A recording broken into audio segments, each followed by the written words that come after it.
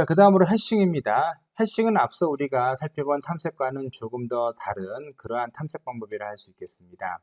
앞서 우리가 순차 탐색이라든가 바이너리 서치 그리고 인터폴레이션 서치 같은 경우에는 주어진 키값의 위치를 하나하나 비교하든가 아니면은 범위를 줄여가면서 키값의 위치를 찾는 것이었죠. 그러나 해싱 같은 경우에는 함수를 도입해서 어떠한 키값을 한 함수에 집어넣으면 바로 그 데이터가 들어있는 위치 주소가 나오는 것을 해싱 함수, 그 해싱 함수를 이용해서 데이터를 찾는 방법을 가리키는 것입니다. 자, 여기에선 다양한 그 컨플릭트를 제거하기 위한 알고리즘이 있는데 이제 그것에 대해서 하나하나 살펴보도록 합시다. 우선 해싱이라는 것은 키값에 대한 산술적인 연산을 통해서 우리가 찾고자 하는 주소를 계산하는 방식을 가리키는 것입니다. 그래서 해시 테이블이 있어야겠죠.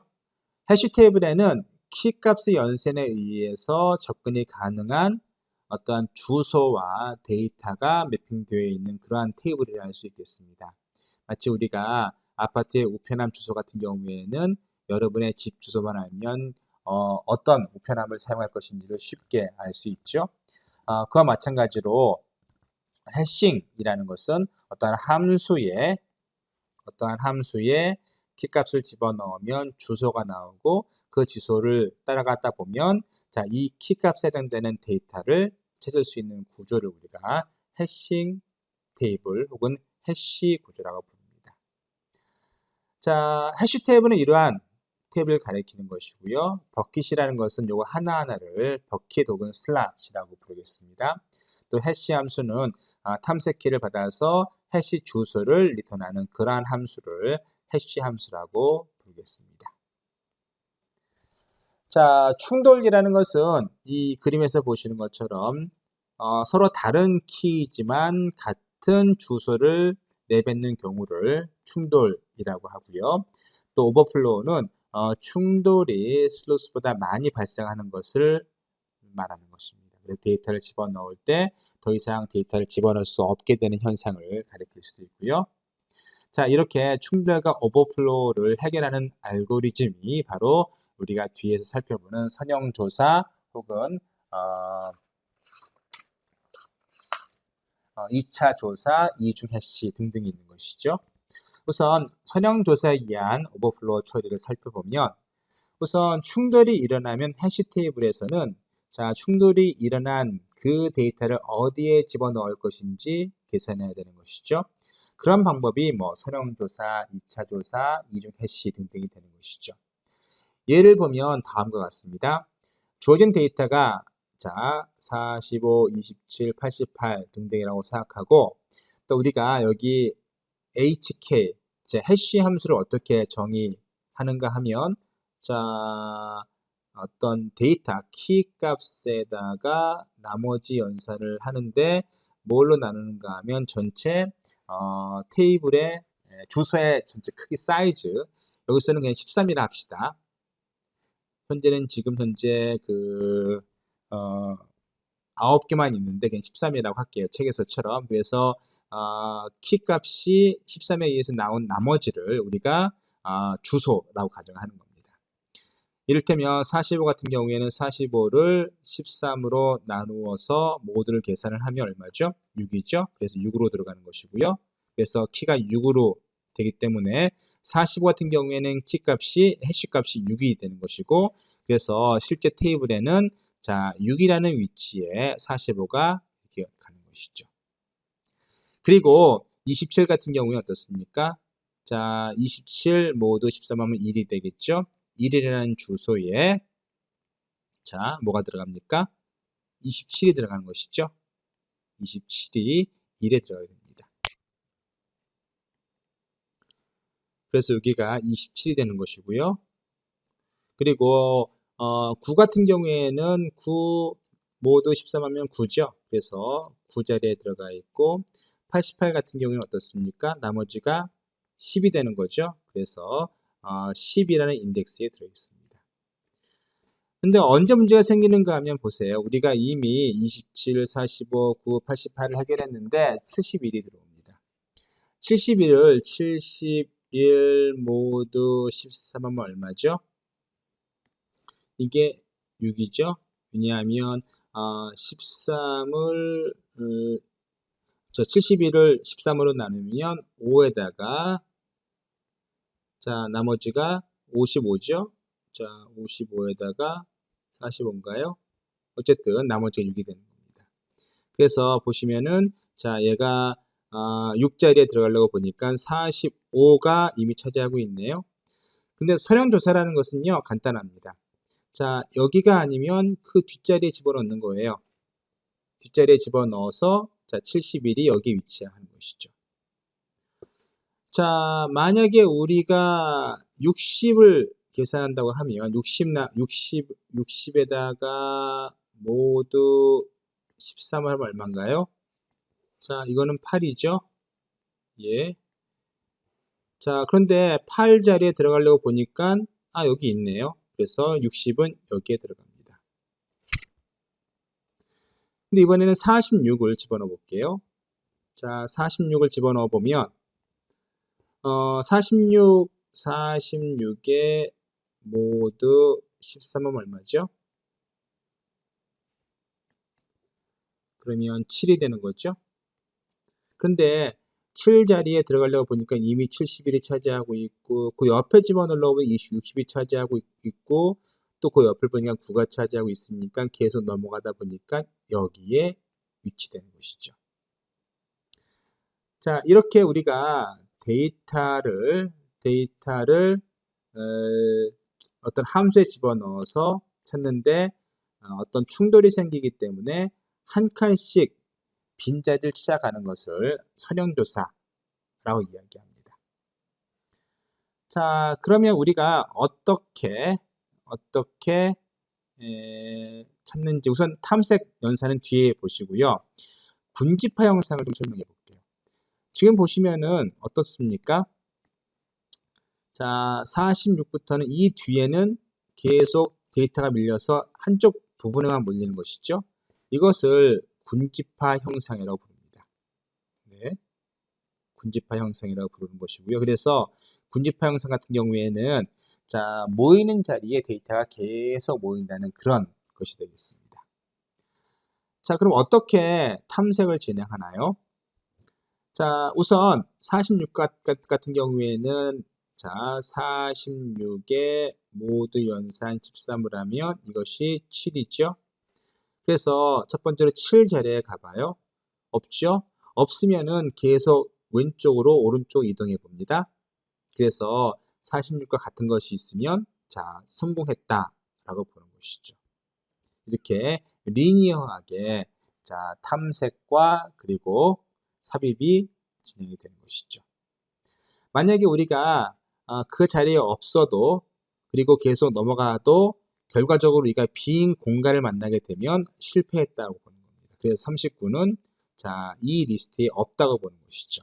그래서 탐색 같은 경우에는 일단은 키값을 통해서 위치를 확인하고 없으면 계속 이동하다가 언제까지 데이터를 만나면은 성공이고요. 만나지 못하고 이렇게 빈 공간을 찾게 되면 아무것도 들어있지 않은 버킷을 찾게 되면 실패했다라고 보는 겁니다. 그런데 우리가 어떤 삭제 연산을 수행하려고 그러면 제일 먼저 해야 되는 일이 뭐죠? 그렇죠. 그 값을 찾아야 되는 것이죠. 찾은 다음에 그걸 없애버려야 돼요. 그런데 찾을 때 보면 만약에 우리가 자 보세요. 우리가 46을 탐색하는데 여기 있잖아요. 그런데 이미 앞서 여기 60이라는 숫자가 어떤 이유로인가 삭제됐다고 가정해 봅시다. 그러면 46을 자 찾기는 여기서 시작하겠죠. 다음 보니까 데이터가 비었어요. 데이터가 비었기 때문에 자 앞에서 우리가 어떤 탐색을 진행할 때 빈 공간을 찾게 되면 실패했다고 가정을 하는데 마찬가지로 46을 탐색하는데 빈 공간을 만나면은 역시 탐색을 중단해야겠죠. 그런데 사실 46은 여기 있잖아요. 그래서 우리가 해야 되는 일이 뭔가 하면은 자 까만색은 뭐예요? 한 번도 데이터가 사용되지 않은 공간이고요. 빨간색은 뭐죠? 그렇죠. 이미 데이터가 있다가 사라진 그 공간입니다. 그래서 빈 버켓을 두 가지로 분류해야 돼요. 하나는 이미 사용된 경우. 사용된 경우는 어떻게 됩니까? 자, 우리가 탐색을 하다가 사용된 빈 버켓을 만나면 계속 탐색을 수행을 하고, 만약에 우리 탐색을 하다가 한 번도 사용하지 않은 빈 버킷을 집게 되면, 자, 이때는 탐색이 실패했다고 보는 것이죠. 아시겠죠? 그래서 우리가 빈 버킷도 하나는 이미 사용된 것, 하나는 사용되지 않은 것. 사용되지 않은 것에 도달하게 되면 탐색이 실패한 경우고요. 자, 사용된 것을 우리가 도달하는 것은요, 실패한 것이 아니라 계속 탐색해야 되는 경우이죠. 그래서 결과적으로 46은, 자, 여기는 한번 사용된 공간이기 때문에 탐색을 계속 진행을 하고 결과적으로 46을 찾게 되지만, 자, 앞서 우리가 39 같은 경우에는 여기서 시작하지만, 자, 어떻습니까? 한 번도 사용하지 않은 빈 버킷을 찾게 되기 때문에 실패했다고 보는 것이죠. 이것이 바로 선형조사의 삽입과 탐색과 삭제 연산이 되겠습니다. 자, 이렇게 우리가 선형조사를 통해서 충돌을 해결했는데, 앞서 우리가 이야기한 것 가운데에서 군집화 현상이 있다고 얘기했습니다. 군집화 현상이라는 것은 데이터가 한 곳으로 가능한 한 모이는 것을 이야기하는 것이죠. 마치 이와 같은 형태를 가리키는 겁니다. 그래서 데이터가 이렇게 분포되어 있고 이렇게 분포되어 있고, 사실은 여기에 참으면 좋을 텐데 그렇지가 않죠. 이것들이 바로 군집화 현상인데, 이런 군집화 현상을 완화시키기 위한 방법 중에 하나가 2차 조사법과 이중 해싱법입니다.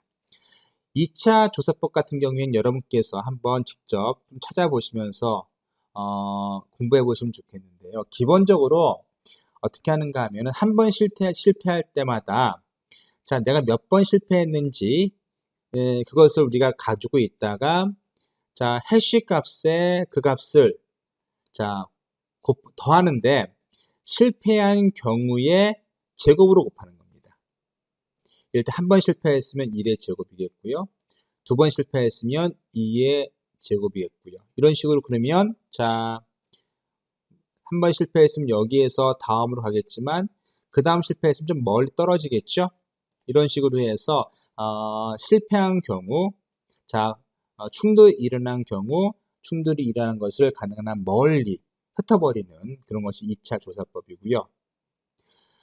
좀 더 강화한 것이 이중 해시법인데, 이것은 해싱하는 함수와 충돌을 해결하는 함수를 따로 사용합니다. 그래서 해싱하는 함수가 이렇게 생겼다고 하면 충돌을 해결하는 함수를 다시, 자, 이렇게 하나 만들어서 사용하는 것이죠.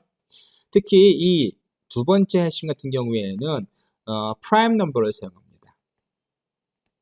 프라임 넘버를 사용해서 가능하면, 자, 띄엄띄엄 고르게 분포될 수 있도록 이렇게 해싱 함수, 두 개의 해싱 함수를 사용해서 하나는 실제 인덱스를 찾는 거, 그리고 하나는 충돌을 해결하는 함수로 사용하는 것이죠.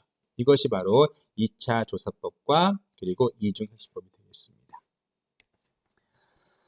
그 다음으로 더 쉬운 것이 뭔가 하면 체이닝에 의한 오버플로우 처리입니다. 이것은 컨플릭트가 나면 그냥 링크드 리스트를 이용해서 그저에 붙이는 겁니다. 쉽죠? 그래서 자, 보시면은 우리가 어떤 키값이 있고 모드 연산을 통해서 주소를 찾게 되면, 자, 컨플릭트 발생 어떻게 됩니까? 그렇죠. 노드를 하나 만들어서 링크드 리스트처럼 뒤에 붙이면 되는 것이죠. 그러면 똑같은 키가 나오더라도, 자, 우리가 이 링크드 리스트를 따라가다 보면 우리가 찾고자 하는 키값을 찾을 수 있는 것이죠. 그것이 바로 체이닝에 의한 오버플로우 처리가 되겠습니다. 자, 좋은 해시 함수의 조건은 일단은 충돌이 적어야겠죠. 그리고 테이블 내에 주소 영역 내에 고르게, 다시 말해서 군집화를 피할 수 있는 함수가 해시 함수라 할 수 있겠습니다. 그리고 계산이 빨라야 되는 것이죠. 이것이 좋은 해시 함수의 조건이 되는 것이고, 그래서 이렇게 해시 함수를 만들 때 주로 재산 함수라는 걸 이용하는데, 주로 모드 연산과, 자, 모드 연산과 그리고 프라임 넘버를 사용합니다. 겁니다. 여기 m은 주로 프라임 넘버입니다. 소수죠.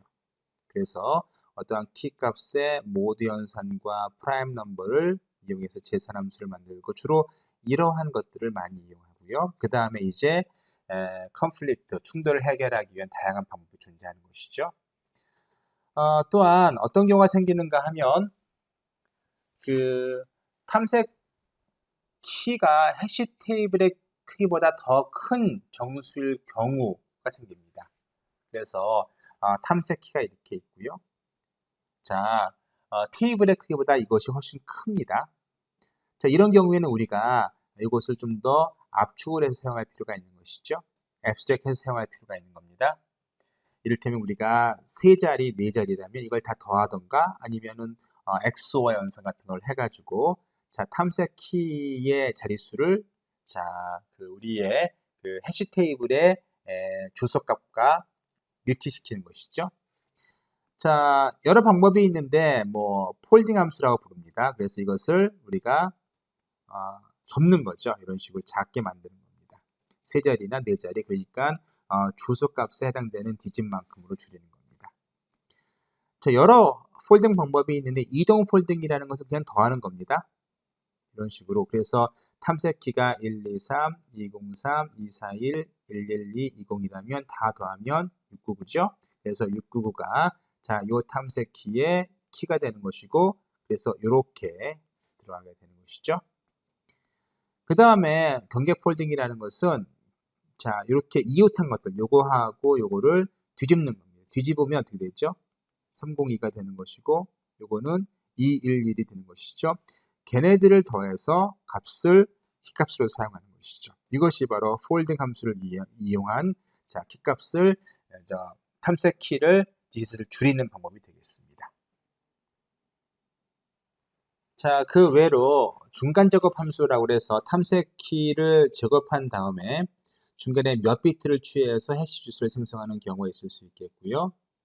자, 키를 이진수로 만든 다음에 임의의 위치에 k 비트를 사용하는 경우도 있을 수 있습니다. 그리고 숫자를 분석을 해서 자, 키에서 편중되지 않은 수들을 테이블 크기에 적합하게 조합하여 사용하는 방법이 있습니다. 또한 탐색키가 문자인 경우에는 아스키 코드를 이용해서 사용할 수도 있습니다. 다양한 해시 함수가 있고요.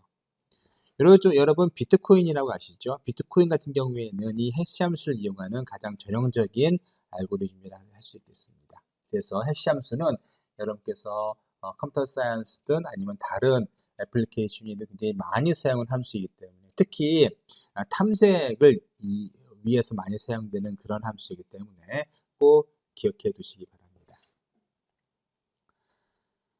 자, 그래서 우리가 탐색 방법들, 그동안에 우리가 뭐 이진 탐색이라든가 순차 탐색, 또 보관 탐색, 그리고 해시를 이용한 탐색 등등을 고려했는데 이제 그러한 탐색 방법들의 성능을 좀 비교해 보면 우선 해싱의 적재 밀도라는 것이 있습니다. 혹은 적재 비율이 있어요. 이것은 저장되는 항목의 개수와 해시 테이블의 크기의 비율을 가리키는 겁니다. 그래서 우리가 저장되는 것이 만약에 n개이고 테이블의 크기가 m이면 그 비율을, 그러니까 저장되는 비율을 가리키는 것이죠. 그것을 우리가 적재 밀도라고 부르고요. 그래서 우리가 요 알파 값이 0이면 어떻습니까? 테이블에 아무것도 없는 것이죠. 그리고 이것이 이 적재 밀도가 크면 클수록 해시 함수의 성능이 좋다고 보는 것이죠. 왜냐하면 우리가 해시 함수를 통해서 넣을 수 있는 데이터의 양이 제한되어 있고 또 한계가 있기 때문에 자, 어떤 해시 함수를 사용하느냐에 따라서 이 적재 밀도나 적재 비율이 달라집니다. 그래서 우리가 해시 함수를 비교할 때에는 바로 이 적재 밀도, 적재 비율을 생각해 보면 어떤 해시 함수가 좋은지 나쁜지를 비교해 볼 수 있죠. 자, 앞서 우리가 공부한 숫자 탐색이나 이진 탐색, 그리고 또 해싱에 대한 탐색, 삭제 혹은 삽입의 그 비교 알고리즘, 그러니까 복잡된 알고리즘 비교가 있으니까 한번 쭉 눈여겨보시기 바랍니다. 근데 해시 같은 경우는 보통 어때요? 그렇죠. 이렇게 최선의 경우는 1이고요. 최악의 경우는 어떻습니까? 아까 선형 탐색 같은 경우는 하나하나 뒤지잖아요. 그래서 이렇게 n번 나올 수 있습니다. 그리고 이진 탐색 같은 경우에는 이런 식으로 반으로 줄 수 있습니다. 예. 균형 트리 같은 경우에는 반으로 줄고요. 또 경사 트리 같은 경우에는 n이 되는데 이건 뒤에서 우리가 좀 더 트리를 공부할 때 공부할 겁니다. 또 이진 탐색 같은 경우에는 자 반씩 줄어 나가기 때문에 이게 로그 2의 n으로 줄고요. 또 삽입이나 삭제는 역시 n으로 늘어날 수 있습니다. 이런 점 여러분께 착안해 보시고 특히 이 트리를 이용한 탐색 같은 경우에는 굉장히 효율적일 수 있습니다. 그러나 가장 효율적인 게 뭐죠? 그렇죠. 이게 해싱이죠. 그래서 우리가 핵심 함수를 잘 만들면 탐색이 아주 수월해지고 또 빨라진다는 것을 여러분께서 아실 겁니다.